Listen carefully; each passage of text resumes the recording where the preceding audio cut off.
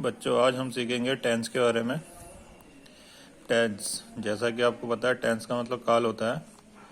Tense हमारे 3 प्रकार के होते हैं। पहला टेंस होता है प्रेजेंट टेंस, मतलब वर्तमान काल।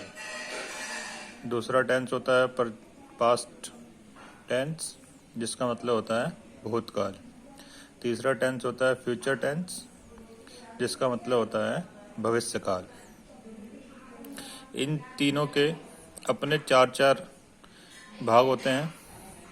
इन सभी टेंसेस के अपने 4-4 भाग होते हैं। जैसे प्रेजेंट टेंस को देख लेते हैं पहले, इसके 4 भाग। फिर पास्ट टेंस को देखेंगे, इसके 4 भाग। फिर फ्यूचर टेंस को देखेंगे, इसके 4 भाग।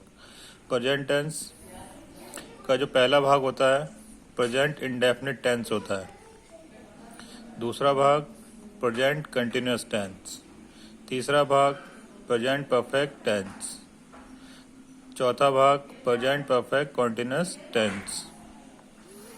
उसी प्रकार से पास्ट टेंस के भी ऐसे ही 4 प्रकार होते हैं। जैसे past indefinite tense, past continuous tense, past perfect tense, past perfect continuous tense. उसी प्रकार से फ्यूचर टेंस के भी 4 भाग होते हैं। जैसे future indefinite tense, future continuous tense, future perfect tense, future perfect continuous tense. सही बच्चे, इस चार्ट को बना लेंगे अपनी कॉपी पर। अब हम सीखेंगे एक एक करके इन सभी के बारे में, टेंसेस के बारे में। पहला टेंस होता है हमारा प्रेजेंट डेफिनिट, तो हम अब इसके बारे में सीख रहे हैं। यह है प्रेजेंट डेफिनिट टेंस। अब किसी भी टेंस को पहचानने के लिए वाक्य के अंत में देखा जाता है कि वाक्य के अंत में क्या शब्द आ रहे हैं। वैसे इसकी पहचान जो है, प्रेजेंट डेफिनिट टेंस की पहचान जो है, वो वाक्य के अंत में ता है, ती है, ते हैं, ताहू आदि शब्द आते हैं, तो इससे इसकी पहचान होती है।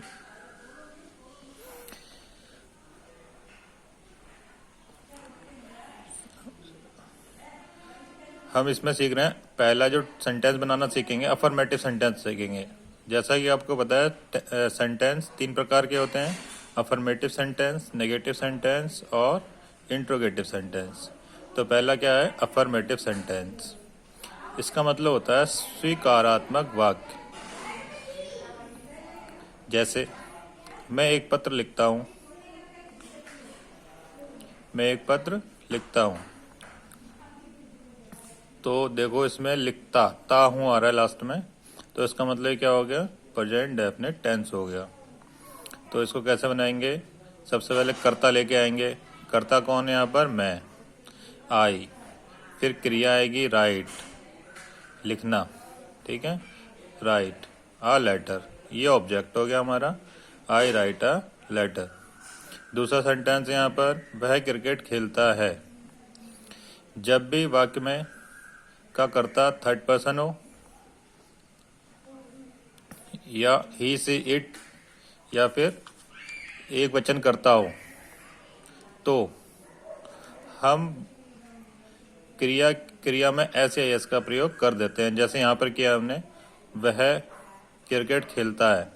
ही प्लेस कर दिया यहाँ पर, क्योंकि यहाँ पर क्या आया था? ही आया था। ही place cricket.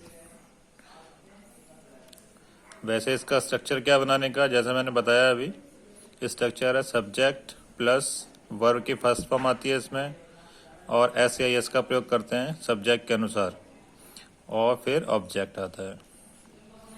Note, he see it नाम या सिंगुलर नाउन के साथ वर्ब में एस या एस लगा देते हैं।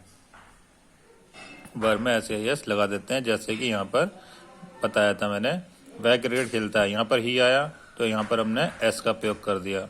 यहाँ पे सी आता तो एस का प्रयोग होता, यहाँ पे इट आता तो एस का प्रयोग होता, या कोई भी नाम आता तो यहाँ पर एस का प्रयोग हो जाता।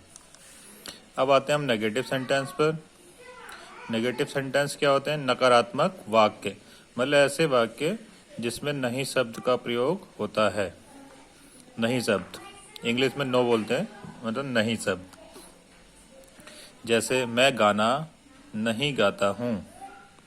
स्वीकारात्मक में बनता है ये मैं गाना गाता हूँ, और नेगेटिव में क्या बनता है ये मैं गाना नहीं गाता हूँ। यहाँ पे नहीं वर्ड आ गया है। तो ये क्या हो गया, नेगेटिव वाक्य हो गया। तो इसके लिए कैसे बनाया जाएगा, आई डू नॉट, यहाँ पे जो नॉट लगाया है उसके हेल्पिंग वर्ब क्या लगी है उसके साथ, do. I do not sing a song. Sing, sing माने क्रिया, गाना। आ सॉन्ग गाया, गाता, गाना। I do not sing a song. वह क्रिकेट नहीं खेलता है। अब यहाँ पे क्या आ गया, थर्ड पर्सन आ गया। तो यहाँ पर हम डू के साथ ईएस का प्रयोग कर देंगे तो डज हो जाएगा ये। तो देखो, he does not play cricket, वह क्रिकेट नहीं खेलता है। इसका स्ट्रक्चर क्या रहेगा, सबसे पहले सब्जेक्ट आता है इसमें, फिर डू या डज आएगा, वो मैंने बता दिया था, कर्ता के अनुसार आता है। अगर थर्ड पर्सन करता होगा एक वचन, तो यहाँ पर एक वचन करता होगा तो यहाँ पर डस का प्रयोग होगा, अन्यथा यहाँ पर डू का प्रयोग ही रहेगा। फिर नॉट का प्रयोग कर देते हैं, वर्ब की फर्स्ट फॉर्म आती है प्लस ऑब्जेक्ट आता है। नोट, ही से इट नाम व सिंगुलर नाउन के साथ डज नॉट का प्रयोग किया जाता है, बाकी से सब्जेक्ट के साथ डू नॉट का प्रयोग किया जाता है। अब हम आते हैं इंट्रोगेटिव सेंटेंसेस के ऊपर। इंट्रोगेटिव सेंटेंसेस का मतलब होता है प्रश्नवाचक वाक्य। ऐसे वाक्य जिसमें क्वेश्चन वर्ड का प्रयोग किया जाता है वे प्रश्नवाचक वाक्य कहलाते हैं। ये दो प्रकार के होते हैं, एक वो वाक्य जिसमें शुरू में क्या लगा होता है, और दूसरे उस प्रकार के वाक्य होते हैं जिनमें क्वेश्चन वर्ड बीच में आता है। दोनों मैंने यहाँ पे समझा रखे हैं, जैसे यहाँ पर क्या शुरू में आ रहा है और यहाँ पर क्यों बीच में आ रहा है, क्वेश्चन वर्ड है दोनों ही।